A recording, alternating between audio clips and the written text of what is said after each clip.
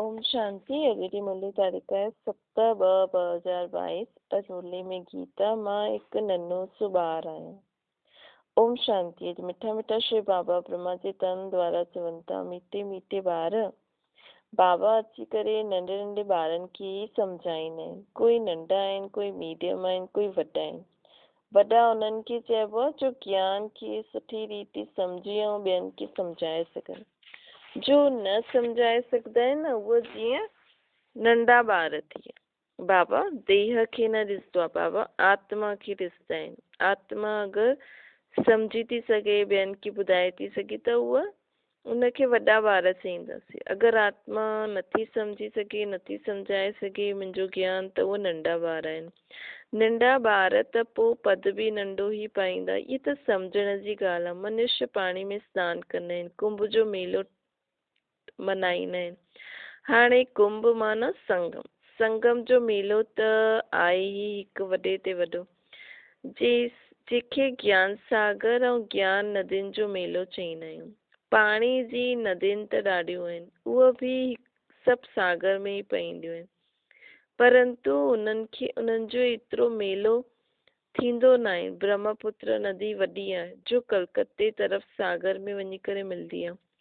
इहे त सरस्वती, गंगा आदि ॾाढी नदियूं आहिनि जो सागर में वञी करे मिलंदियूं आहिनि, पईंदियूं आहिनि। नदियुनि खां पोइ तालाब आदि बि ठहींदा आहिनि। त ॿार ॼाणंदा आहिनि ज्ञान सागर हिकु शिव बाबा, इहे ब्रह्मा बि ज्ञान नदी ठही। इन्हनि जो ज्ञान सागर जो मेलो थींदो आहे। वास्तव में हिनखे सच कुंभ जो मेलो चईंदासीं। सभिनि खां वॾो मेलो इहे ज्ञान सागर वटि, सभिनि खां वॾो मेलो आहे हिते ज्ञान सागर वटि अचणु।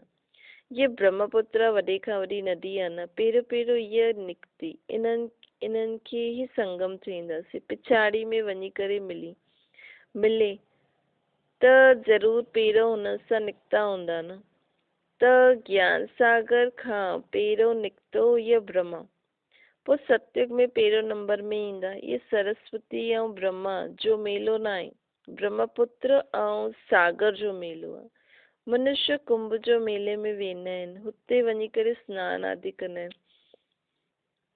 नदियूं त ॾाढियूं मिलंदियूं आहिनि, हिते केतिरी ज्ञान नदियूं अची करे मिलंदियूं आहिनि न। बाबा सम्झाईंदा आहिनि, बाबा ॾाढो सुठी रीति सम्झाईंदा आहिनि। हिते बाबा वटि केॾी सारी आत्मायूं अची करे मिलंदियूं आहिनि। इहे जो नदियुनि ते रोज़ माण्हू सनानु कंदा आहिनि, हाणे उन्हनि सां असां बचायूं कीअं माण्हुनि खे। बाप चईंदो आहे इहे कोई ज्ञान गंगायूं न आहिनि,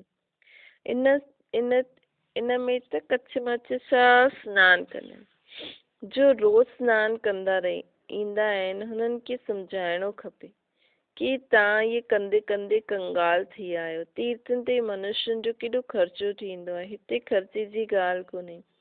जॾहिं मां ईंदो आहे त अची करे सभिनि जी सदगति कंदो आहे, नॉलेज ॾींदो आहे न।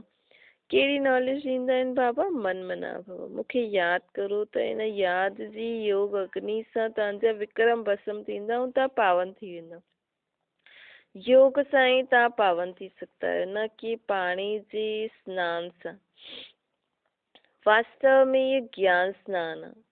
इहे पाणी जी नदियूं आहिनि, उहे पाणी जी नदियूं आहिनि, इहे ज्ञान जी नदियूं आहिनि। सिर्फ़ु बाबा खे यादि करिणो। इनखे सनानु बि न चईंदासीं। इहे त बाप मत ॾींदा आहिनि। ज्ञान सां सदगति थींदी आहे। त 21 जन्मनि जे लाइ सदगति में वञी करे पोइ दुर्गति में ईंदव। सतो प्रधान खां सतो रजो तमो में त अचिणो आहे। इहे सभु ॻाल्हियूं तव्हां सम्झो था। इहे सभु ॻाल्हियूं तव्हां ॿार ई सम्झंदा आहियो। ॿिया जो आहिनि हिते, ऐं ॿियो हिते ॿार ईंदा आहिनि रिफ्रेश थियण लाइ, ऐं नयो त कोई अची न सघे। बाप सम्झाईंदा आहिनि मां ॿारनि जे अॻियां ई ईंदो आहे। इहे त गुप्त मां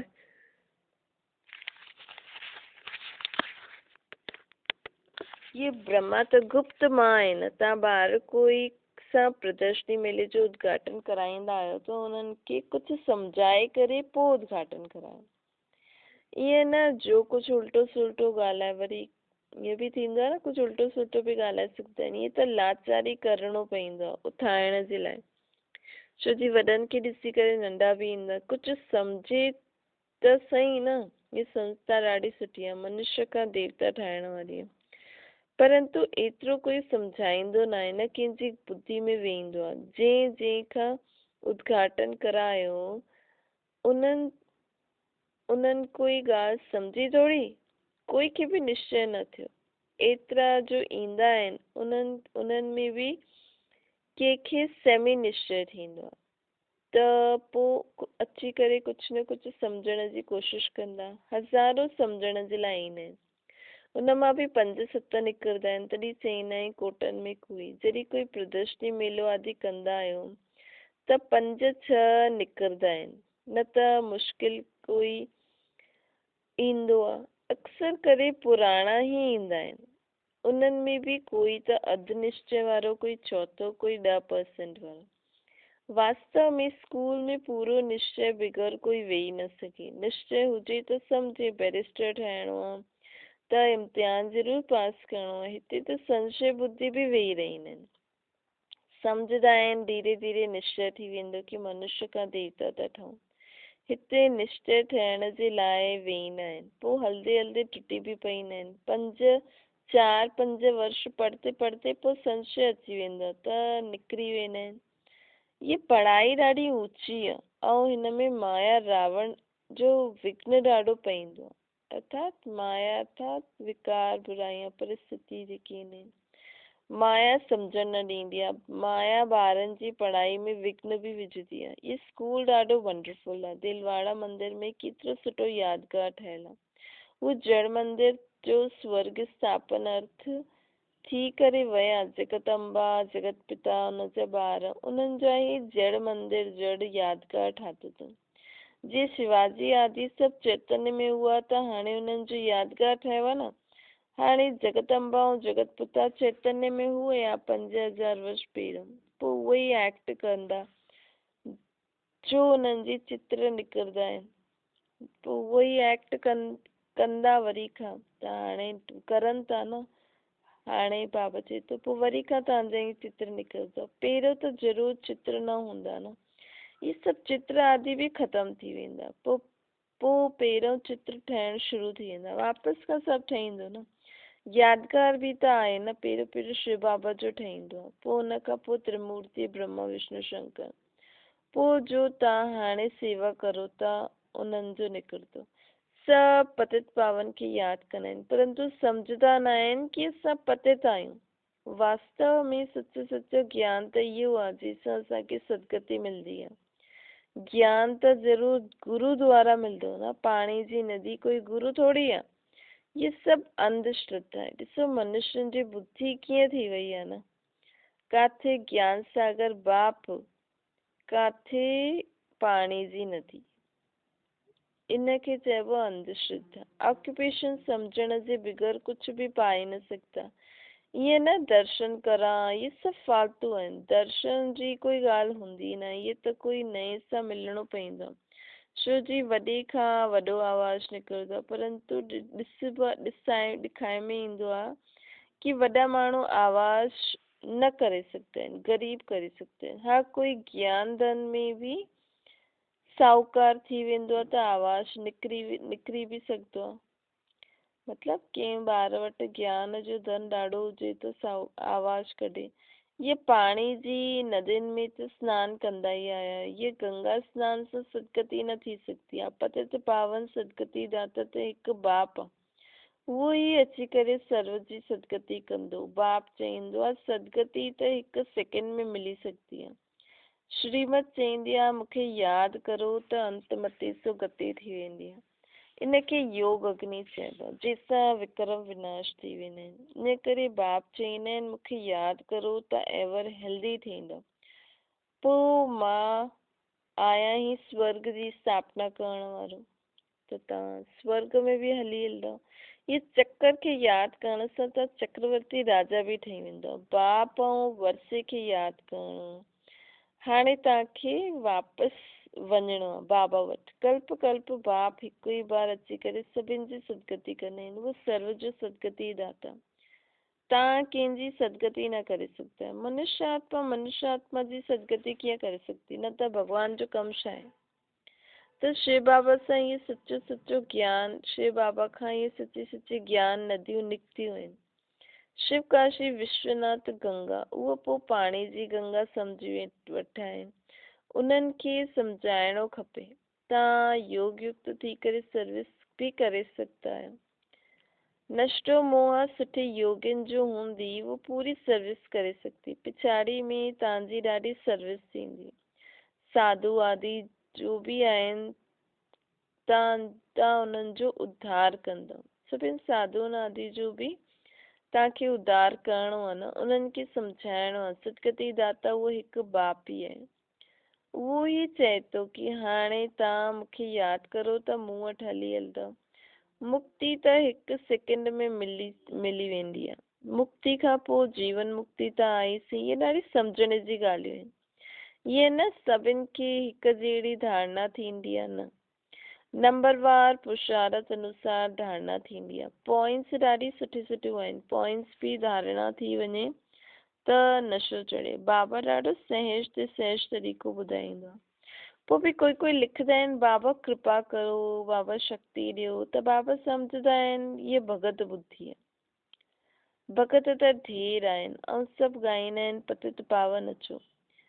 यादि त सभु कंदा आहिनि, चईंदा आहिनि ओ गॉड फादर, परंतु सम्झंदा न आहिनि त मर्सी कृपा पोइ कीअं थींदी। जेसिताईं सम्झंदा न त मर्सी ऐं कृपा कीअं थींदी बाबा जी। वास्तव में त्रिमूर्ति इहो आहे। मथे शिव बाबा, पोइ ब्रह्म कुमार कुमारियूं त हिते मौजूद आहिनि। स्त्री पुरुष ॿई चईंदा आहिनि न, असां ब्रह्म कुमार कुमारियूं आहिनि त ॿई भाउ भेण थी विया। तव्हां भी प्रजापिता ब्रह्मा जी संतान आहियो, परंतु हाणे पंहिंजे पाण खे सम्झो नथा, ॼाणदा न आहियो, परंतु ॻाईंदा त आहियूं न। परम पिता परमात्मा प्रजापिता ब्रह्मा द्वारा मनुष्य सृष्टि रची, त इहो असांजो अलौकिक बाप थी वियो न। पहिरियों ब्राह्मण धर्म ई हुयो न।